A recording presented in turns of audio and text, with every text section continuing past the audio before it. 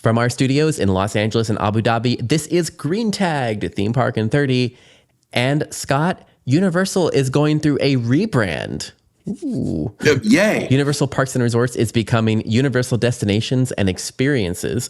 This rebrand better reflects the full breadth of innovative offerings Universal brings to fans around the globe and its intent to continue to expand its business in the future. The name change also signals how the company is diversifying by bringing Universal branded entertainment, culinary, gaming, and consumer product experiences to life in unique and creative ways for new audiences in new places and on new platforms in both the physical and virtual worlds. Wow, that was a lot of nothing and yet everything in like two news release sentences. I was wondering how many buzzwords can we get into this one paragraph?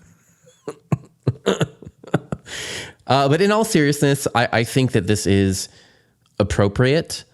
And we've talked about the Vegas expansion, we talked about the Texas expansion, we talked about kind of the moving in. And when we talked about the Super Mario addition to Hollywood, I talked about what if this was the first inroad into creating gaming experiences and potentially seeing a gaming experience as a standalone experience. And I kind of feel like maybe they're not saying that directly, but they're definitely, I think, couched in these buzzwords is a lot of information where they're talked about branded entertainment, culinary, gaming, and consumer experiences in physical and virtual worlds. To me, that points at potentially exactly that, of more expansion into gaming and branded gaming experiences, branded food experiences. And I think that's essentially what if Universal became, a Thinkwell or became a Whitewater or became one of a larger firm for creating bespoke themed experiences for brands. I don't know. To me, it sounds like it is their justification for not building big parks. I think Epic. I think Epic is truly epic and overwhelming for them, and especially the fact that COVID didn't help things any. I think that they're looking to expand. And again, I'm reading between the lines here, so I do not know, and I could be way, way off. But in reading between the lines, it appears as though, and also based on their actions, it appears as though they're trying to get more and more presence in more and more locations, not just Florida and California, and overseas. But in the States, it looks like they're trying to do that, and they can't afford necessarily to do full parks in all of the locations that they want to do them in. So by eliminating parks and resorts from their name, it is managing expectations to bring down destinations and experiences. So destinations and experiences versus parks and resorts suggests, and I think this is right in line with what you were saying, Philip, suggests that their future model is going to be, we're going to do things smaller. They've made these same warnings about in the announcements of both their new Texas park and the new Vegas experience. They're like, it's going to be smaller. It's not quite this. It's not quite that. It's smaller. It's less. It's less. It's less. And that's so that people don't come in going, oh, look, there's a new Universal theme park in Las Vegas, which it's not. And it's not going to be from what I've seen. So it's an interesting rebrand, and I think it's a rebrand to sort of CYA or manage, to be more professional, to manage expectations. Do you think it could also be, though, maybe like a vetting process in a way, like they're clearly looking at emerging markets, and we have talked about this because I feel like you, if anyone, understands emerging markets because those are the people that hire you. I mean, like you look at how much work you've done in Texas, and you've done work with all these emerging markets, and like, do you think it's a way for them to essentially test out those markets in a lower capital way? Like, we're going to put a little thing here and see how these markets are doing. And then they could always expand it into a theme park later if there's the ability or the need in the demand in the market. That's very smart. I hope that's the case. I hope that's the case, because that would be a really smart opportunity. And again, I'm sure that there's someone in that company who's going, well, if this really takes off, we could add more and more, and we could make it bigger and bigger. And but let's not you know. Let's not throw all of our money behind something that is really kind of untested for us as a company. Yeah, I can see all of that happening. I think it's an interesting rebranding. I think what I'm hoping it does not mean is that the focus will be completely off of the larger parks, because again, I still think there is value in those. But from a business standpoint, I think it will always look better to say, let's invest now in something that's smaller, but there's less risk. Let's create things that are less risk. And to me, destinations and experiences say significantly less risk than parks and resorts. Do you think that this would be a threat to any of the themed entertainment companies? Just because when I was reading it, I was kind of thinking, well, it almost sounds like they're trying to get into the territory of, again, the people that we work with, like the Think Wells and the Adirondack and kind of those more development companies, where a brand could come to them and say, we would like to create a themed experience with this IP, and they just partner with Universal, and Universal would just take it from ideation through installation. It's interesting. I don't know. Because I know that, Universal spends a lot of money hiring these companies, like the ones you've mentioned, and not necessarily the ones you've mentioned, but ones like the ones you've mentioned. And so if they took that in-house and then, I don't. Economies of scale, right? They take it in-house and then they offer it out to other people. But then if that's the case, you're saying that they would only partner with Universal in order to do these new projects, and I don't think that's always going to fly. I don't know. Yeah, the brand might not like. Yeah, the brand, like, say, basically, that's the thing, is the brand might not want to do that. Like, it might be, there's still Legoland. I mean, there's still a bunch of other Morale. Like, Morale's never going to work with Universal to create a themed area. Assumably, probably not. Well, and again, they don't have to, because, they're actually working with the company that so much of Universal licenses things from, and that's Warner Brothers. So they're already partnered with Warner Brothers. There's no reason for them to partner with Universal. Yeah. It's fascinating because, as we've talked about a couple of times, announced at the last IAPA, the Harry Potter expansion at Warner Brothers World. Yep. So it will be in Warner Brothers World and Universal Studios. The difference is Universal Studios is actually licensing it. Warner Brothers is licensing it, but they're licensing it from another one of their own companies. So it's interesting. Yeah, I don't know. To me, it seems more like they're trying to spread the Universal name without saying we have to make every park a Universal park. I don't think they want to necessarily do what Six Flags tried to do a few years ago, where they pretty much bought up any park they could, put the Six Flags name on it, and then couldn't manage it. Yep.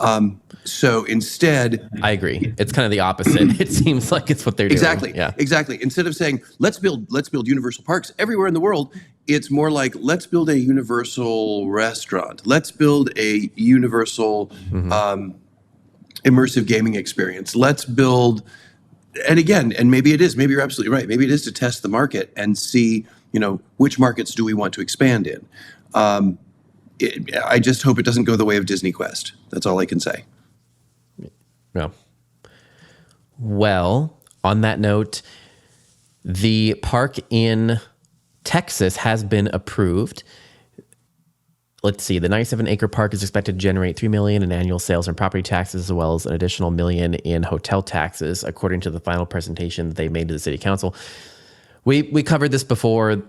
Basically, there's still a lot of people that are not happy with it locally, but the city council, kind of pushed it through. So it's officially now. We are officially approved. It's officially ready to begin. And I don't really think there's much to say here other than it's finally officially approved. And just, the people have valid concerns. A lot of reporters there were covering what the locals had to say about it. And it's what we talked about last time, just reiterating. But I think what this points to is that Texas, this area is an emerging market. Mm-hmm. There's not really, I'm not sure that's always been the case with tourism. It's the same thing, that like that people don't want the park nearby because property values and noise and crime. And I was like, well, that's just kind of part of an area developing. The more an area develops, the more tourism it has, and that's just how it goes. And there's always going to be people that are going to be unhappy with that. So, well, you're exactly right.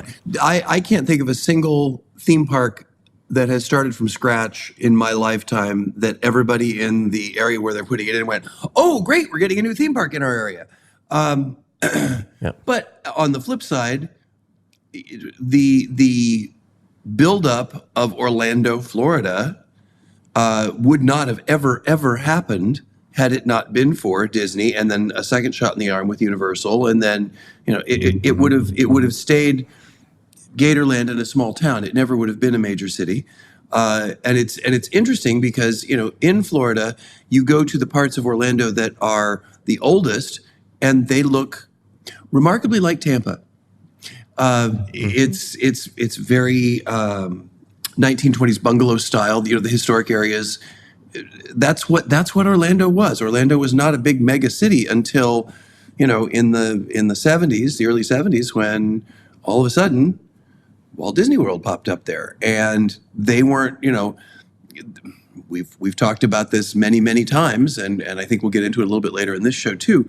That's part of the reason that so much of that land was purchased under a cloak and dagger kind of approach, so that people wouldn't fight it, number one, and number two, so that farmers wouldn't raise their prices, because they were basically buying up a bunch of farmland. So, I hope things go well with the Texas park, and obviously there are enough people there who are looking at it and evaluating it to get the city council to approve it. City council members very rarely go out on a limb for anything that is too controversial, and so it's there may be some loud people who don't like it, but I would venture to say that if the city council has gone through with it, then the majority of people with power and money are saying, let's do it. Yeah. Well, that area, as we talked about, is a very desirable area, apparently, because Merlin Entertainments announced that they're going to debut a new Peppa Pig theme park in North Richland Hills, Texas in 2024. So just next year. The all-new standalone Peppa Pig Texas theme park will be located in North Richland Hills and will feature multiple rides, interactive attractions, themed playscapes, and shows, all based on the recognizable locations from the brand. Families will also meet Peppa and her friends as they snort, giggle, and play. That's pretty much it. There's no other details about this, but again, I think it goes in line with all of these.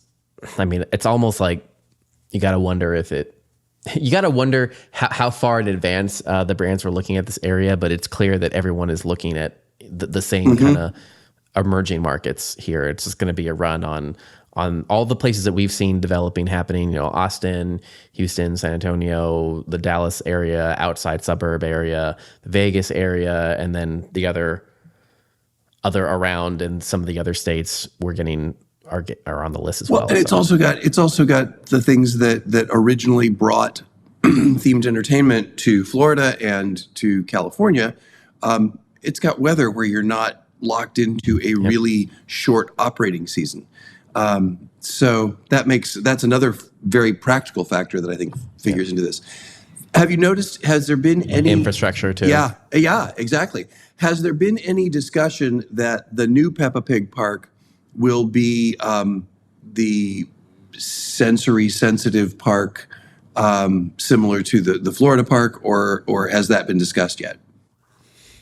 It hasn't been discussed at all. I'm going to assume that it will be, simply because it's not like they that's the statement directly from the press release. So, but they haven't announced any other details. But I'm not sure why they would go in reverse, kind of in a way. It's already designed that way. So why would you pay? Why would you redesign the whole thing? Yeah, I would think so too. And to me, that's so much a part of the Peppa Pig live experience brand that I don't think they could change it now. I was just curious because it's not specifically mentioned in this statement, and that's what they led with when it opened in Florida. So, so we'll see.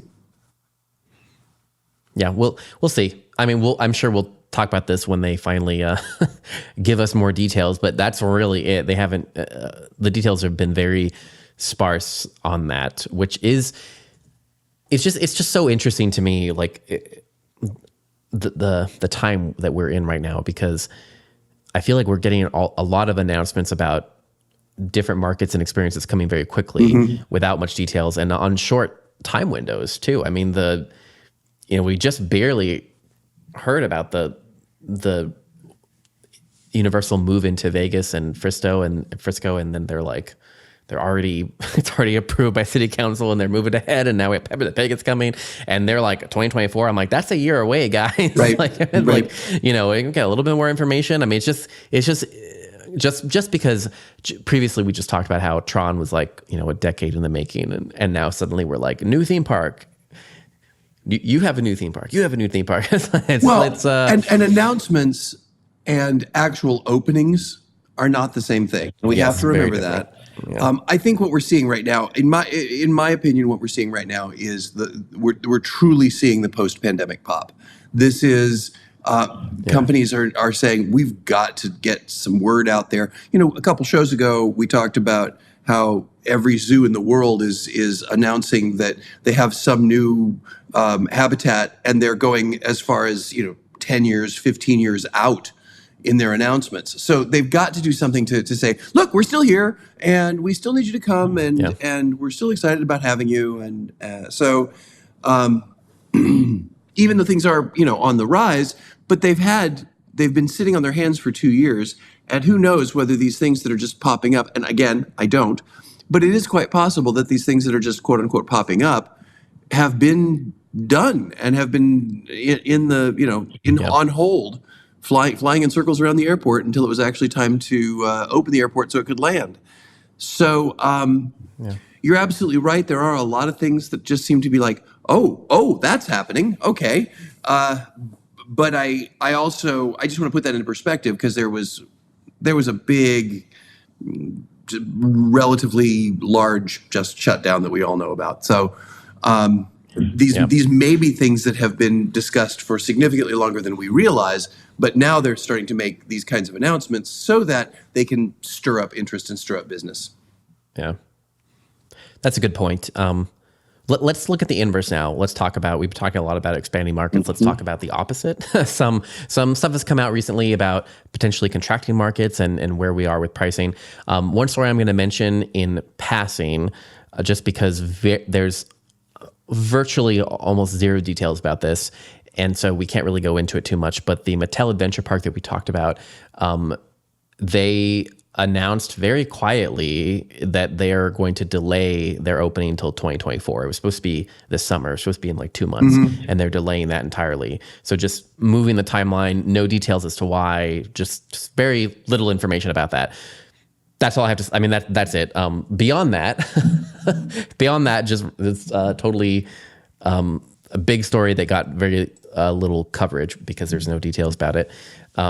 Beyond that, we are seeing some news from Disney that might signal that they have reached the ceiling of their pricing. I got two signals here that we've seen. The first is that the Star Wars Galactic Starcruiser is downgrading to partial weeks this fall. And this comes via Attractions Magazine. Star Wars Galactic Starcruiser, the expensive and immersive Star Wars themed hotel at Walt Disney World, will downgrade its operations to 2 voyages a week starting in October. The Starcruiser had passengers every day of the week since its opening last year. The switch is assumed to be because of lack of bookings. Assumed. So there's not actually a statement from Disney as to why. They're just noting that out. And I'm going to pair this with another Disney story Bob Iger gave a presentation at the Morgan Stanley TMT conference. In the presentation, he made specific reference to the theme parks and the pricing for the theme parks. And he kind of said two very important things. In the show notes, you can go and watch the entire talk, or you can just watch the clip about that. But basically, he says that they're bullish on the theme parks being recession resistant. He did mention that specifically, but that they don't want to overcharge for the theme park experience, and they want to make sure that, kind of in Walt's vision, that the theme parks remain accessible, like it remains accessible to go to the parks. What do you think, Scott, about kind of all of this at once? Well, I mean, we knew that Iger was gonna shake things up. We just knew that. Yeah. There's nothing really surprising about that. As far as Galactic Starcruiser goes, I don't want to. Well, I think you're right. I think it is because it's because of lack of bookings. We're assuming that is the case. Yeah. In fairness, knowing what else is going on in the industry right now, it could also be because of lack of staffing. Because to staff something like this requires a very specific skill level that is becoming harder and harder to find worldwide right now. So it is also possible that, and it could be, part of one and part of another. I don't know. But clearly, if it were making money hand over fist and they could operate it 7 days a week, they would. So there's something that's not. There's something that's not happening. Either people are going, okay, the top 1% who thought this was the coolest thing in the world have all done it now, and then told their friends, it's okay. I've talked to a lot of people who've done it, and I talked to a lot of people who had done it and didn't pay for it. They were part of either a test run or they was purchased for them. And they all said, yes, it was really cool. We really liked it. We would never pay to do it again. So to me, that speaks to repeatability. And I think it's interesting that they basically said, and again, this is anecdotal. This is not solid knowledge anywhere. Yeah. But it does sort of lead into the making certain that theme parks remain accessible to guests. Yeah. And, part of the reason. Well, that's not a theme park, though. I mean, right, it's a separate experience. So I don't know. It's a separate experience run by a theme park. I mean, people don't think of it. People don't think of it as a standalone. They think of it as an upgrade. I don't think there's anybody who's like, there's Star Wars Galactic Star. I mean, even part of it includes going into the park. It includes going into the park. So, and again, I'm all about velvet ropes. I've never been opposed to them. I don't think there's anything wrong with them. But this one, they're for whatever reason, whether it's staffing or whether it's pricing, is not working the way they thought it was going to.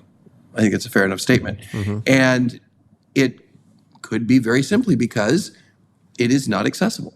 So now, and we talk about Walt's dream of the parks always being accessible, but let's not forget that when Disneyland opened up, it was accessible to pretty much anyone.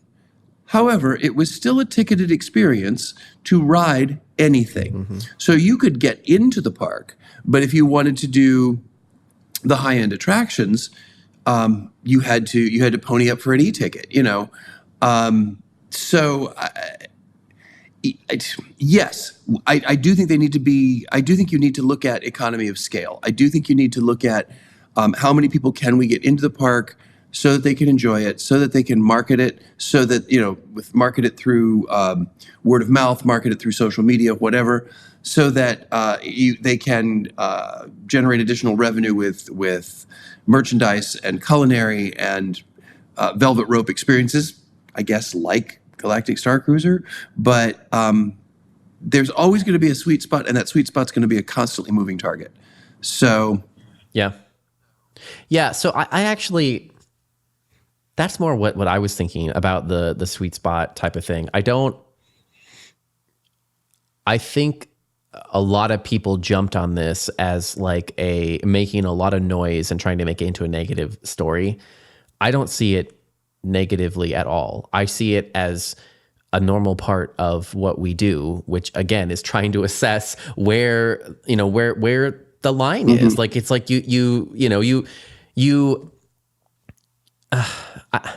I don't know how to say it. Like, I don't want to get in trouble for like saying it, like, but in some ways, but it's kind of like in order to do service to the shareholders, you don't want to leave money on the table. So you're always trying to figure out where the line is, but you don't want to leave money on the table. That's basically it. So I've seen all of this really as just a big testing field, like they tried the air experience, the trip around the world thing that sold out very quickly, and they've been trying to start. I mean, they're trying different pricing packages and different markets and just got to figure it out. And it could be again that the target that is moving for the parks, not necessarily like I'm not sure that they were. We have so many friends that hate the changes to the parks, right, and hate the price increases and whatnot, but I'm not sure that those weren't correct for the time. And it's a different time now. And, since they've started this in the beginning, we've talked about how the theory that Disney was testing was, what's the total market size, the total addressable market? Like, if everybody that would go to a Disney theme park would go to a Disney theme park, what is that number? And if they all visited just once a year, what does that put our occupancy at? That's kind of like an impossible question to answer. And I feel like that's more what they were trying to figure out. Like, where's the sweet spot where they could encourage the maximum amount of people to visit once a year and spend their money once. Like, that's what you're trying to figure out, right? And then you're just backpedaling, and it's a different world. It, like, from when they first reopened and the demand at that time, it's a different world now. And I feel like this is all the learning curve. I don't know. I know everyone is so unhappy about the prices and about this and about and they have, everything has gone up. Yeah. But I see it more as them just experimenting and trying to find the line and the experience and figure out how many. Like, look at what Galactic Starcruiser taught them. It basically gave them a number. This is the amount of people that you can put through an experience like this. So now they can make the Pixar cruise. I mean, and then they can scale it proportionally and do it for this amount and sell it to that's what I see. Yeah, I think that's a very interesting view, and I think Disney has always done that. They've always sort of reevaluate. Businesses around the world have done that. They kind of reevaluate, going, okay, we that didn't work. Let's try this instead. I glibly mentioned Disney Quest earlier. Perfect example. Yeah. Having Disney run family entertainment centers on the Disney level did not work. It did not work. They could not make it profitable. Galactic Starcruiser. I'm curious to follow this. I'm hoping just because I love the concept, I'm hoping it continues. But they also, I'm sure, have a bailout plan. I'm sure there's also a way to, if this doesn't fly, so to speak, pardon the bad pun. If it doesn't cruise. Yeah. If this cruise doesn't fly, then is there the possibility of either making it another high-end hotel that is not cruise-based, or is there an opportunity to make it an in-park attraction that is an upsale that does not involve actually spending the night, so that it makes it more cost-effective? I mean, I'm sure they have escape plans for this, and to your point, it's all a learning curve. It's all an exploration as to what can we charge, what is accessible, what is not accessible, and what can make it so that the parks are recession resistant. I believe that we reported a while back that the parks actually were doing quite well for Disney. In comparison to some, it's Disney Plus that's struggling, not the in comparison to some of their other there are other things. So I think it's quite possible that in Iger's statements, he's basically reinforcing that and saying, look, the parks are doing okay. We need to make sure that they remain open and accessible to people. Is kind of what I'm reading between the lines again there. So who knows? You know, this industry is going to continue to expand and contract and find new ways to bring fun into people's lives. And unfortunately, we have to contract to close right now. That was the worst segue I've ever done in my entire life. But we are out of time. That's pretty bad. We are out of time. Our time has expanded to our 30 minutes, so we are going to contract and say goodbye for now. On behalf of Philip Hernandez and myself, Scott Swenson, this is Green Tag Theme Park in 30, and we will see you next week.